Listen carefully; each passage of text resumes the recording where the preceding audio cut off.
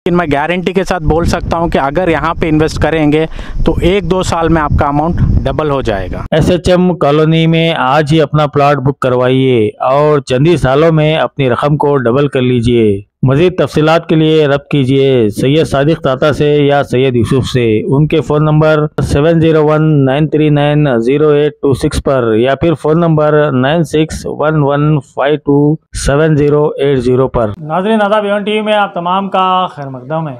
रैचूर शहर के सदर बाजार पुलिस स्टेशन में आज एक पीस मीटिंग का इनेकाद अमल में लाया गया, जिसमें मुहर्रम से मुतालिक गुफ्तगू की गई। इस मौके पर महकमा पुलिस ने अपील की कि भाईचारे का त्यौहार मुहर्रम को सभी मिलजुल कर अमन और शांति के साथ मनाएं। इस इजलास में इस मीटिंग की सदारत एडिशनल SP जी हरीश ने की, जबकि इस मौके पर सदर बाजार पुलिस स्टेशन के CPI उमेश कामले के अलावा Yargera CPI Lingappa, west police station के PSI मंजुनाथ, मार्केट यार्ड के PSI Mohammed Isaq, traffic PSI Sarna Iresh, PSI Lakshmi और दीगर पुलिस ओहदेदारान मौजूद थे। इनके अलावा साबिका वक्फ सदूर नजीर अहमद पंजाबी, मोहम्मद रसूल, श्रीनिवास पतंगे, अंबाजी, KE कुमार और दीगर कई कायदीन मौजूद थे।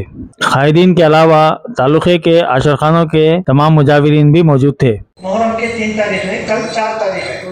4 तारीख के दिन शाम में तमाम जिले में हमारे पंजे बैठते, अलम पंजे बोले तो अलम। 4 तारीख के दिन शाम में पंजे बैठते। 5 तारीख से सवारी शुरू होते हैं। फर्स्ट सवारी 5 तारीख की कटकाले पे होती, कटकाले की सवारी। उसके बाद छठी सवारी 6 तारीख को होती। 7वीं सवारी इमाम कासिम की बहुत जगह होती, 7 तारीख को तकरीबन 8-9 जगह होते हो। उसके बाद 8वीं सवारी 1-2 जगह होती हो, जैसा कि नूरे दरे की दरगाह वगैरह है वहाँ पर होते। उसके बाद 9वीं सवारी पूरे रैचूर में होती, 9 तारीख के दिन, मुहर्रम के 9 तारीख के दिन 9वीं सवारी होती उसे। वो 9वीं सवारी के दिन पूरे पंजे हो जाते। उसके बाद 10वीं तारीख को दफन कहलाता, वो 6 तारीख को आ रहा है इस साल में, 6 जुलाई को आ रहा है। सुबह से शाम तक कुछ भी नहीं रहता। शाम में 5 बजे आपके पंजे निकलते हैं, 4 बजे या 5 बजे, 4 बजे 7 बजे शाम। अब थोड़ा वक्त को तब्दील कर दिया है। मगरिब जो है ना 7 बजे होती। मगरिब के बाद जो है ना इनके पंजे 12 इमाम आशर खाने से आकर जेल खाने के सामने ठहर जाते हैं। और उसी तरह हुसैन आलम के पंजे भी 7 बजे निकलकर जेल खाने के सामने आकर ठहर जाते हैं। तकरीबन जेल खाने के सामने 3-4 घंटे ठहरते। 10 साढ़े 10 बजे वहाँ से निकलते। इस वास्ते ठहरते कि बहुत से अकीदतमंद, जिनमें 95% हिंदू लोग हैं, उस तरह आते हैं, फातिहा जलाते, दर्शन करते, पाँव डालते, पानी पाँव के ऊपर पानी डालते। इसी तरह अपने अपने अकीदे के मुताबिक वहाँ पर होता है। बच्चों को लाके बच्चों को चले जाना ये करते हैं। ये तमाम चीज़ें करने के लिए ठहरते, चुपके नहीं ठहरते वहाँ। हाँ, जो भी लोग आते हैं अपने हिसाब से आते हैं। कोई 7:30 बजे आता, कोई 8 बजे आता, कोई 8:30 बजे आता, कोई 9 बजे। उनकी टाइमिंग रहते हो, दशा बलन जिसको बोलते हैं ना, दशा बलन के हिसाब से आते। और 10 साढ़े 10 बजे वो टाइम खत्म होता। उसके बाद मुजावरों को आदेश होता, उनके बड़े जो होते तो लोग बोलते चलो भाई आगे बढ़ेंगे। तो जेल खाने के सामने से होते हुए आगे बढ़कर एक मीनार मस्जिद के करीब आते, तो इधर से नाल साहब के पंजे आते, नाल साहब पंजे आते। नाल साहब पंजे आने के बाद फिर वो आगे बढ़ते, चौकी के पंजे बल के हैं वो भी आते। सब मिलकर जो है ना और आगे बढ़कर काटी दरवाजे में तकरीबन 11 बजे के करीब काटी दरवाजे में रहते। 11 बजे के करीब काटी दरवाजे में रहते। 11 बजे काटी दरवाजे से आगे बढ़कर कैसा 11:30-12 बजे तक सदर बाजार पुलिस स्टेशन पार हो जाती। यहाँ पार होने के बाद पब्लिक पूरी तकरीबन 90% पब्लिक चले जाती, थोड़ी पब्लिक बचे रहती। वो पब्लिक पूरा पंजे जाने तक रहते। वो कैसा जाते हैं, जामे मस्जिद सराय बाजार के सामने से नेताजी नगर पुलिस से, नेताजी नगर चौक जो है वो चौक से होते हुए पुराना नेताजी नगर पुलिस स्टेशन के सामने से नूरामद बंगला हो गए। पुराना नाम नूरामद बंगला उसका, अब जिसका नाम नौजवान बच्चों को नहीं मालूम।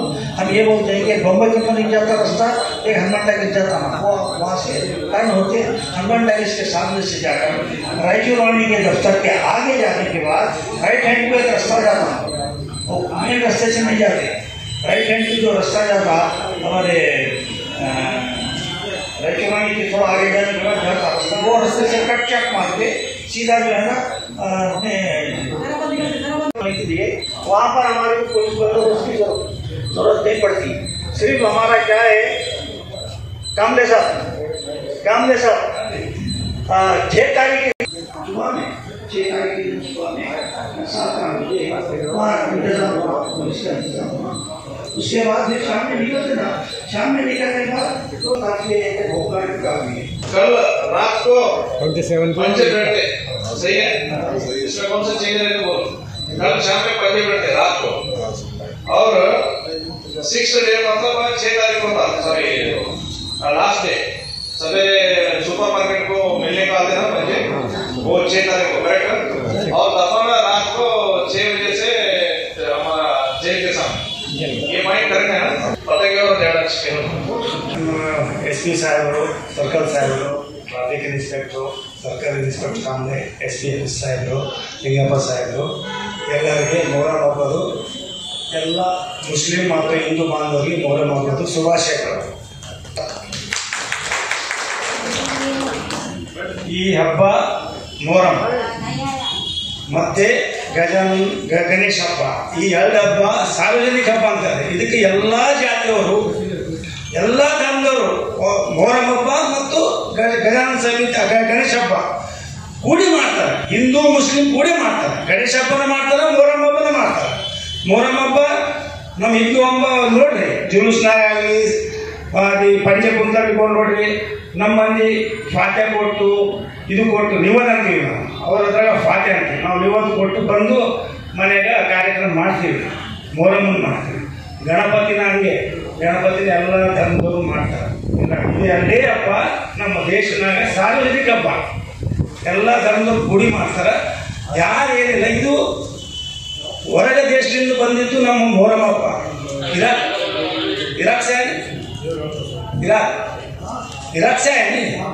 ಇರಾಕ್ಲಿಂದ ಬಂದಿದ್ದು ಮೊಹರಂ ಹಬ್ಬ ನಮ್ಮ ದೇಶನಾಗ ತುಂಬ ಎಲ್ಲ ಕಡೆ ಒಂದೊಂದು ಹಳ್ಳಿಯಾಗ ಮಾಡ್ತಾರೆ। ಇದು ಶಾಂತಿ ರೀತಿಯಿಂದ ಮಾಡಿ, ಶಾಂತಿ ರೀತಿ ಮಾಡಬೇಕಂತೇಳಿ ಒಂದು ಪೀಸ್ ಕಮಿಟಿ ಕರೆದಿದ್ದಾರೆ। ಅದಕ್ಕೆ ನಾವೆಲ್ಲ ಇದು ಮಾಡಿಕೊಂಡು ಹಬ್ಬ ಮಾಡಿ ಚಲೋ ರೀತಿಯಿಂದ ಮಾಡಿ ನಾವು ಮನೆ ಸೇರಬೇಕಂತ ಅವರೊಂದು ಪೀಸ್ ಕಮಿಟಿ ಮೀಟಿಂಗ್ ಎಲ್ಲ ಹಬ್ಬಕ್ಕೆ ಕರೀತಾರೆ, ಈದ್ ಮಿಲಾದ್ ಕರೀತಾರೆ, ರಂಜಾನ್ ಕರೀತಾರೆ, ಗಣಪತಿ ಕರೀತಾರೆ, ದಸರಾ ಕರೀತಾರೆ। ಪೊಲೀಸ್ ಅವ್ರದ್ದು ಒಂದು ಇದಿರ್ತದೆ, ಅದ್ರ ಮೇಲೆ ನಾವು ಅವ್ರ ಕಾನೂನು ಪ್ರಕಾರ ಅವ್ರು ಏನು ಮಾಡ್ತಾರೆ, ಏನು ಹೇಳ್ತಾರೆ, ಅದೇ ಟೈಪ್ನಾಗ ಅವ್ರು ನಮಗೆಲ್ಲ ಬಂದೋಬಸ್ತು ಎಲ್ಲ ಕೊಡ್ತಾರೆ।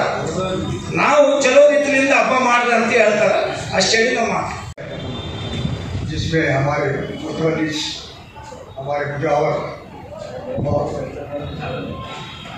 मुस्लिम जो भी फंक्शन आते हैं, उसमें जो है हमारे पुलिस डिपार्टमेंट का बहुत बड़ा हमारे ऊपर दखल है, एहसान है कि वो हमें बुलाकर ईदें कैसे मनाना चाहिए वो जो है हमको पुरसुकून अंदाज में अपने अपने धर्म के हिसाब से ईदों को मनाओ और शहर में अमन व अमान भाईचारे को कायम रखो। ये पुलिस डिपार्टमेंट का है, ये किस तरीका है, तो उसको अल्हम्दुलिल्लाह हमारे यहाँ पर जो आपके सामने बैठे हुए ऑफिसर्स हमारे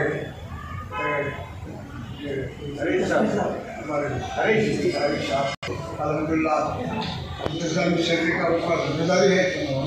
और ख़ासतौर पर मैं जानों को और मुसल्लियों को मस्जिद के अशर खानों के ये देना चाहता हूँ, जहन देना चाहता हूँ कि अल्हम्दुलिल्लाह मैं जब चेयरमैन था तो मुद्दत गया 2 मरतबा, वहाँ देखा तो मैं अजीब व गरीब दिखा, मेरे को कोई शख्स गैर ज़रूरी अल्फाज नहीं बोला। और इमाम अली मुकाम के लिए अपने आशाओं का नजराना पेश करवा है, ये शहादत क्या है, इमाम हुसैन का मकसद क्या था, तहजीब क्या चाहता था, ये हम बुनियादी उसूलों से हट गए। सिर्फ खाना पकाना सोना बमना, ये हमारी रिवाज बन गई। हर ईद में एक पैगाम है, चाहे वो हिंदुओं का है मुसलमानों का, किसी और जात का हो, जो भी तकरीब है उसमें एक पैगाम है इंसानियत के लिए। तो जो है ये इतना बड़ा मरका है। हमारे फैसले मुखर्रर फतेंगे साहब ने कहा ये कहाँ से आया मुहर्रम, तो मुहर्रम बोल रहे इराक में बगदाद शरीफ है और इराक में हज़रत सैयदना इमाम हुसैन रज़ियल्लाहु ताला की शहादत हुई और वहाँ पर झूठे तरीके से गलत तरीके से आपको एक ये देकर झूठा परवाना देकर बोला कि मैं ये क्या है, आप लोगों को मालूम है, हमारे हिंदू भाई भी हैं यहाँ। ये ಬೆಳಗ್ಗೆಯ ಶುಭ ದಿನ ಮತ್ತು ಶುಭ ದಿನ ಟೈಮಿಗೆ ಎಲ್ಲರೂ ಬಂದು ಹಾಜರಾಗಿದ್ದಕ್ಕೆ ಮೊದಲಿಗೆ ನಮ್ಮ ನಿಮ್ಮ ಎಲ್ಲ ಕಡೆಯಿಂದ ಧನ್ಯವಾದಗಳು. ಇದು ಶಾಂತಿ ಸಭೆ ನಮ್ಮ ಪೊಲೀಸ್ ಇಲಾಖೆಯವರು ನಾವಿರೋದೇ ಶಾಂತಿ. ಯಾಕಂದ್ರೆ ಮೊದಲೇನಿತ್ತು ಗೊತ್ತಿಲ್ಲ, ಅವ್ರು ಬಂದಾಗಿನಿಂದ ಪೂರ ಶಾಂತಿ ಆಗಿಬಿಟ್ಟ. ರಾಯಚೂರಿನಲ್ಲಿ ಯಾವುದೇ ಅಹಿತಕ ಘಟನೆಗಳೇ ನಡೆಯಲಾರ್ದಂಗ ಅವ್ರು ಹೇಳಿದ್ದು ನಾವು ಪಾಲಿಸಕತ್ತೀವಿ. ಪೊಲೀಸ್ ಇಲಾಖೆಯವರು ಏನ್ ಹೇಳ್ಯಾರ ಅಂದ್ರೆ ಅದನ್ನು ನಾವು ಪಾಲಿಸಕತ್ತೀವಿ. ಅದ್ರೊಳಗೆ ಇನ್ನ ಸ್ವಲ್ಪ ನಾವು ಪಾಲಿಸ್ಬೇಕು. ಒಂದು DJ ಸೌಂಡು, ಒಂದು ಜಲ್ದಿ ಕಾರ್ಯಕ್ರಮಗಳು ರಾತ್ರಿ 2, 1, 3 ಬೆಳಿಗ್ಗೆ ಆಗತ್ತನ್ನ ಮಾಡಾರ್ದಂಗ ಮಾಡಿದ್ರೆ ಅದೇ ಸಾಕು ಅವ್ರಿಗೆ. ನಮ್ಗೆ ಇದೇ ಸಾಕು, ಬಹಳ ಒಳ್ಳೇದಾಗ್ತದ ಅಂತ ಹೇಳ್ತಾ 2 ಮಾತು ಹೇಳಿ ಧನ್ಯವಾದಗಳು ಹೇಳ್ತೀನಿ.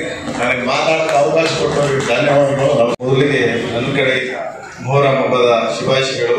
ವೇದಿಕೆ ಮೇಲೆ ಇರುವಂತಹ ಹೆಚ್ಚುವರಿ ಪೊಲೀಸ್ ವರಿಷ್ಠಾಧಿಕಾರಿಗಳೇ ಹಾಗೂ ಪೊಲೀಸ್ ಸಿಬ್ಬಂದಿಯವರೇ, ಅದೇ ರೀತಿ ಮುಂದೆ ಕೂತಿರುವ ನನ್ನ ಹಿಂದೂ ಮುಸ್ಲಿಂ ಅಣ್ಣ ತಮ್ಮಂದಿರೇ, ಹಿರಿಯರೇ, ಈಗಾಗಲೇ ನಮ್ಮ ಹಿರಿಯರು ಹಲವಾರು ಸಲಹೆಗಳನ್ನು ಕೊಟ್ಟಿದ್ದಾರೆ.